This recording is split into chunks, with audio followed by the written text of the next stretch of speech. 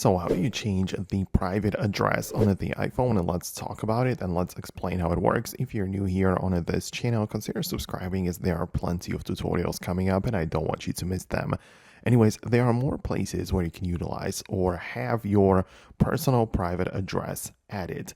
So for example, the main or most common place is by going to the settings, tapping on your profile and at the top, and you can go to your personal information. So this is your like Apple account which you're using on this iPhone, but perhaps on other devices as well. And using this, you have the ability to somehow like manage what you have going on for yourself in here, right? So you can see all of your data, you can see your sign in and security. You can go through the payment and shipping, right? And all of the things that you can do in here to just change the way you are like using the phone. And one of them is of course the billing address right here. So through the payment, you can see we have your personal address, which you perhaps might want to change, depends on your situation, but that's one of the ways to find it.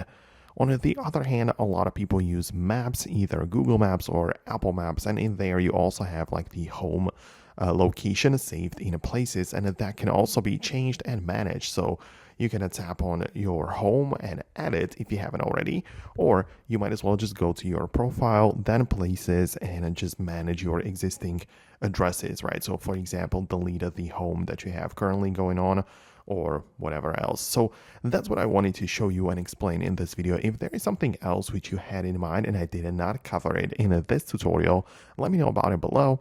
Thanks a lot for watching, and I'll see you later in the upcoming tutorials as well. So stay tuned and I'll see you later.